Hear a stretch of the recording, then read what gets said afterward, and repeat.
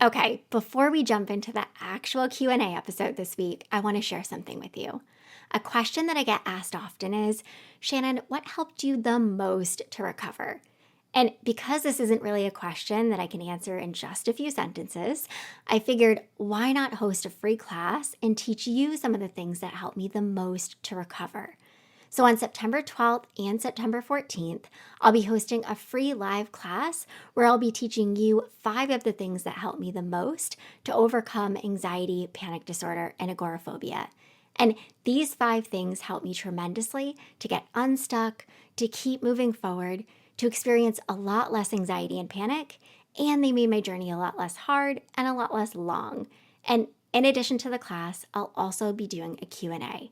So if you're like, yes, Shannon, I want in, simply head to the link in the show notes to register. And if you can't make any of the live sessions, still be sure to register so that you can get a replay emailed to you. All right, I hope to see you there. We often make the recovery journey harder and we set ourselves up for failure when we request that things look like this.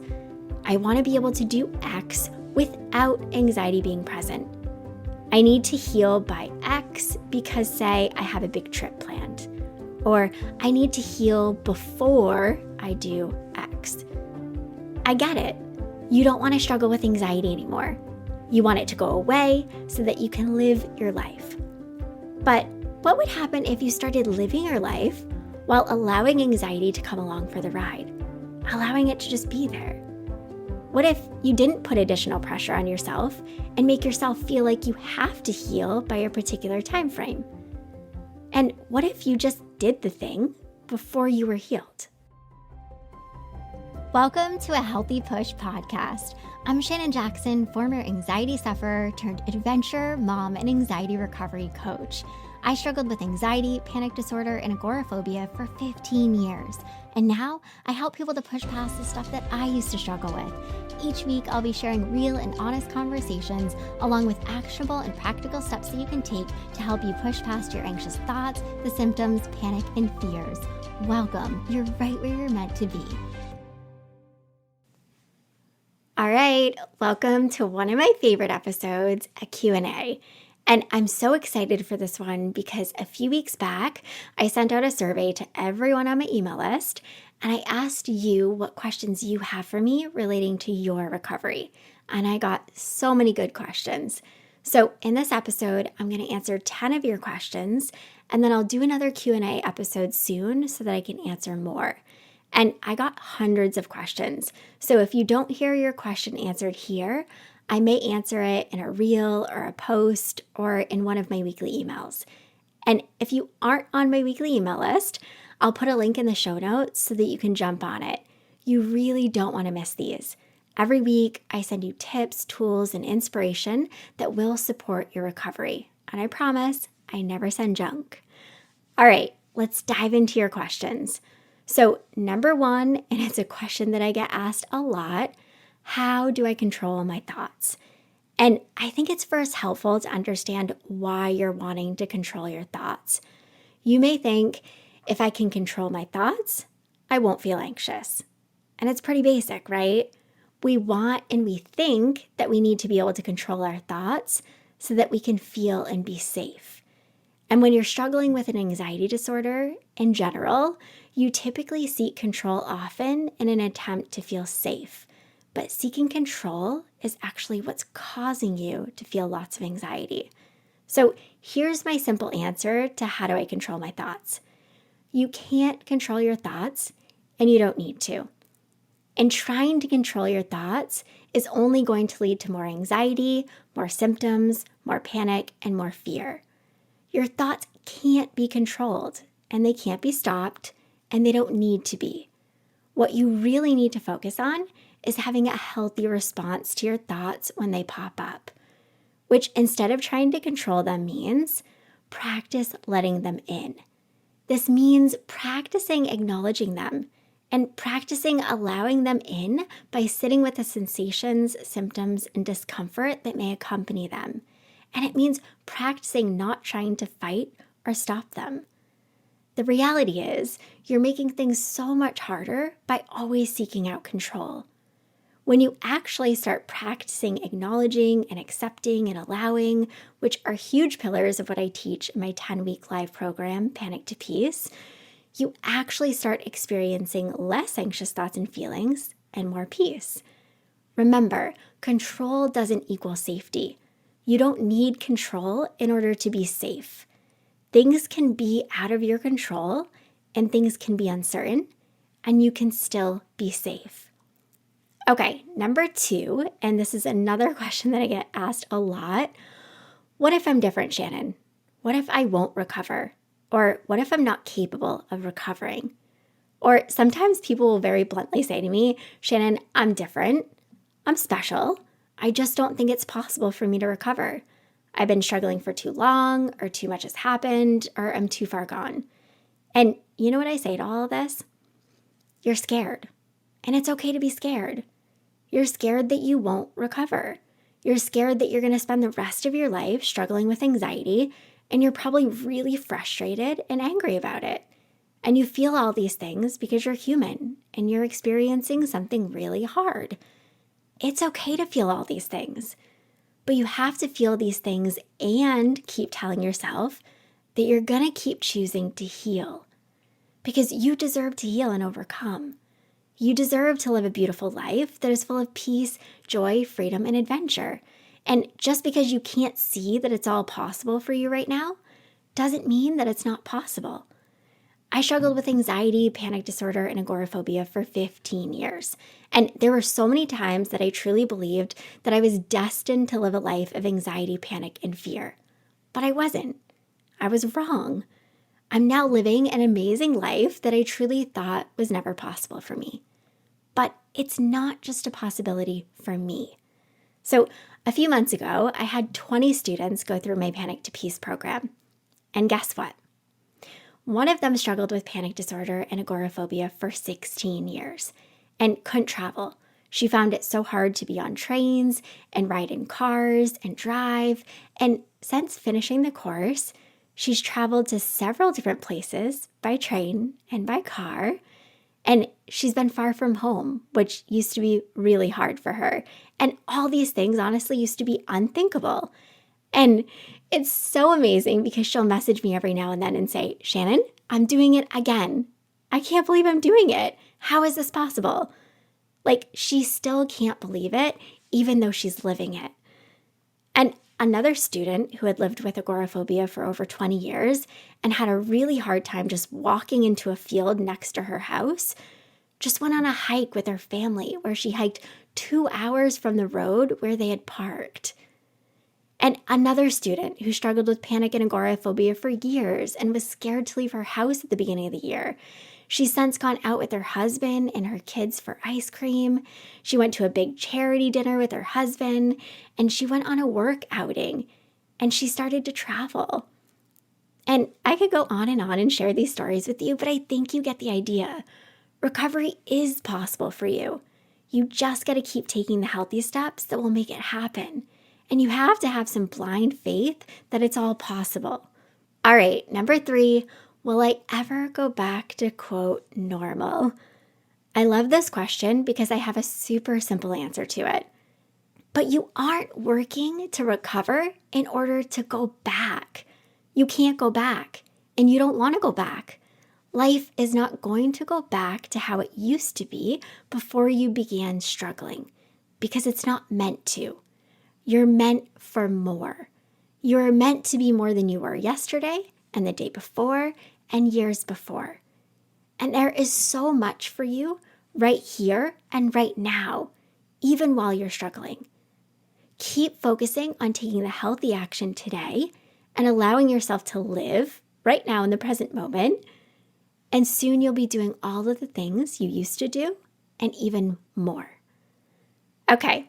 Number 4, and this is a big one, why isn't exposure working? So there's lots of reasons why exposure isn't, quote, working. Let me give you some insights. So sometimes we think that exposure isn't working because things feel harder when doing exposures. And the truth is, things will feel harder when you're doing exposures and when you're facing your fears. Things are supposed to feel harder. So it might be as simple as you're convincing yourself that exposure therapy isn't working when it actually is. But there are actual reasons why exposure might not be working. So here are some of the reasons. Number one, you're facing the hard stuff and the stuff that causes you fear, but you aren't responding to your anxious thoughts, the symptoms, and panic in a healthy way. You may be avoiding them, fighting them, running from them, or allowing yourself to ruminate. Number two, you're still practicing safety behaviors that are reinforcing the anxiety, and sometimes you might not even be aware that you're practicing them. Three, you aren't being consistent with exposure work. Four, you aren't actually pushing yourself, and you're still avoiding or trying to make things easier on yourself. Okay, and there's more, but I want to share something really important with you because I think this is often where people get stuck. It's not all about exposure work. People put so much emphasis on exposure work, but there's so much more to recovery than just doing exposures. And some of this stuff is stuff that you need before doing exposure work. And a lot of this stuff is what I dive into in Panic to Peace. Plus, we make a plan for facing your fears, and I make sure you know how to tackle all of this in a healthy way and that you have the tools to tackle all of this before you actually start doing this hard work. Okay, this is a good segue into the next one. Number 5, how do I stop making a plan B? And I love this question. And again, it's important to remember why you're creating a plan B. You're mapping out exit strategies and actually physically looking for exits and thinking of excuses that will help you to bail from something because you're scared and you're wanting to create safety. But the safety is in not telling your brain that you need a plan B. Because if your brain thinks that you need a plan B, it means that whatever is happening in the current moment is dangerous and unsafe, which just isn't true. And your brain's going to try to protect you at every turn. So when you catch yourself looking for exits or planning escapes or making up excuses or leaning on safety behaviors and so on, pause and tell yourself, I see what we're doing here and we aren't going there. Remember, you can't stop the thoughts from coming, but you have control of whether or not you plan and solve and ruminate. Okay, number 6, why does panic seem to come out of nowhere? And it really does feel like sometimes it comes out of the middle of nowhere, right? The thing is, panic typically doesn't come out of the middle of nowhere. Panic typically happens because of a buildup of stress or because of how you're responding to the sensations, symptoms, and thoughts, or because something happened and your brain associated that something with danger or with feeling anxious. And so it sounds the alarms, which often feels like it was none of your doing. So I always say it's so important not to get caught up in the why. Why did the panic happen? What caused it? What did I do wrong? What's wrong with me? Going down these rabbit holes of analyzing, trying to figure things out, trying to find meaning in things, and beating yourself up is only going to cause more anxiety and panic. Yes, you want to be mindful of your choices, habits, and how you're responding to anxiety, but you don't need to figure out why a panic attack happened in order to work through it in a healthy way and to prevent it from happening again. A big thing that will prevent it from happening again is to respond to it in a healthy way and get on with your life and keep living and keep taking healthy action. Okay, number 7, is there a way to heal forever? My simple answer to this is, how about just focusing on healing right now? We often make the recovery journey harder and we set ourselves up for failure when we request that things look like this. I want to be able to do X without anxiety being present. I need to heal by X because, say, I have a big trip planned. Or I need to heal before I do X. I get it. You don't want to struggle with anxiety anymore. You want it to go away so that you can live your life. But what would happen if you started living your life while allowing anxiety to come along for the ride, allowing it to just be there? What if you didn't put additional pressure on yourself and make yourself feel like you have to heal by a particular time frame? And what if you just did the thing, before you were healed. You already know this, but I'm going to reinforce it here. Anxiety is an emotion, and it's not going to go away forever. Your only job is to respond to it in a healthy way and create a healthy relationship with it. This will stop it from showing up so much. And when it does, it won't lead to the symptoms, panic, and fears like it's currently doing. But you have to allow it to be there while you're living and while you're working to recover. All right, number 8, and I love this one. How do I get rid of all the symptoms? So have you ever noticed how I don't teach what to do when you're experiencing a particular symptom? Like, here's what to do when you're experiencing dizziness, and here's what to do when you're experiencing a racing heart, and here's what to do when you're experiencing DPDR, and the list goes on. This is because, for the most part, it's all the same, because it's all anxiety. You don't do something for one symptom and something different for another and for another. If this were the case, how would you ever even remember what to do when you're experiencing a particular symptom? Anyway, I know that you want to get rid of all of the symptoms, and there's probably even one in particular that you really want to get rid of. But the more you focus on getting rid of a particular symptom, the more it's going to hang around. It's the same with your thoughts, right? Stop focusing on getting rid of them and start focusing on having a healthy response to them. And this is what will help them to stop showing up. Number 9, this person shares, I have had glimpses of a feeling of unimportance towards my anxiety and the symptoms, but they were like fleeting moments. I wish I could make that a state of mind. How can I be more consistent with feeling discomfort and not fearing its return? So first of all, I am so freaking proud of you for acknowledging that you're capable of letting anxiety and the symptoms be there without it derailing you or leading to more anxiety. We are all capable of this. It just takes lots of practice. And yes, the end goal is to make this your state of mind, right? To not be scared of anxiety, the symptoms, and panic, and to not be derailed by them. And what will help you to get there is by continuing to put yourself in situations and places that you know will likely lead to the discomfort and allowing yourself to lean into it rather than avoiding, running, or fighting. This can look like saying to yourself, I can feel this and still do blank. I can feel this and still continue on with what I was doing. Or, oh, hey, anxiety, I see you. We've been here so many times before and I've always worked through this. Is that all you got? Let's do this. And I just want to say, when you find that you're scared because the discomfort shows up, the anxiety, the symptoms, whatever, it gets worse, it's okay. Sometimes your tolerance will go down because of stress or because of other things. Be gentle with yourself. Being scared doesn't equal failure. Failure is never allowing yourself to face it in the first place. Okay, the last one, number 10, how can I get past the shame and embarrassment I feel about toilet anxiety?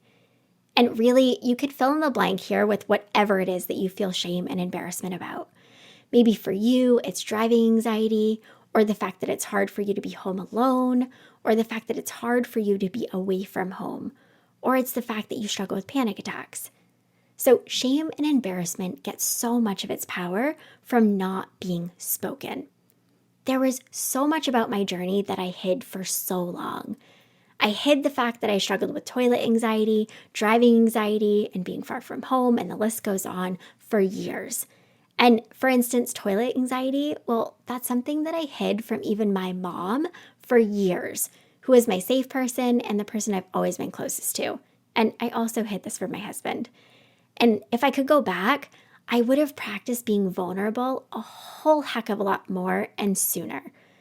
Being vulnerable and actually sharing what you're struggling with not only allows you to be supported, but it also helps to release the power that shame is having over you. Because when you tell shame, nope, you're not welcome here, I'm going to speak this out loud and you can be on your way now, it gets the message loud and clear, and you actually feel a sense of relief afterwards. I think that vulnerability is a big key in the recovery journey. Because the truth is, yeah, some of the stuff you're struggling with is a little outlandish and embarrassing and silly, but it doesn't make your struggles any less valid. And there's sure as heck nothing wrong with you. You aren't weird or broken or incapable of being loved and supported because of these things. And these things especially don't define you. I truly feel like if we all practice being vulnerable just a little bit more and allowed ourselves to show up just as we are, the world would be a much more peaceful and happy place. So yeah, is being vulnerable hard? Of course it is. But it's so worth it. You are so incredibly worth it. All right, I hope that you found this little Q&A helpful. And like I said, I'll do another one of these soon because I love answering your questions and helping you to see and believe that the recovery journey doesn't have to be so stinking hard and complicated. And of course, I love just helping you to see how capable you are.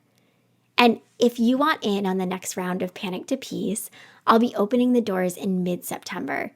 This program runs over the course of 10 weeks, and during the 10 weeks, I show up live every week, and I teach, and we do Q&As, and we have group discussions, and we share wins, and I help you to finally push past your anxious thoughts, the symptoms, panic, and fears, and I help you to start living the life you want and deserve to live, a life that is absolutely within your reach.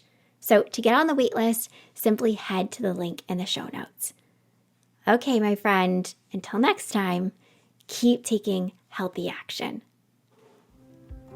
And before I end this episode, I want to mention that I'd really appreciate it if you shared this episode or any others with somebody who you feel could benefit from what I share here. You sharing these episodes is what helps me to reach and support others who need it. And if you have an extra minute in your day today, I'd also really appreciate it if you could leave a rating and review over on Apple Podcasts. I read every single review, and this too is what helps me to help more people to heal and overcome. All right, until next time, friend, keep taking healthy action. I hope you enjoyed this episode of A Healthy Push. If you want more, head on over to ahealthypush.com for the show notes and lots more tips, tools, and inspiration that will support your recovery. And if you're hoping for me to cover a certain topic, be sure to join my Instagram community at A Healthy Push and let me know in the comments what you want to hear next.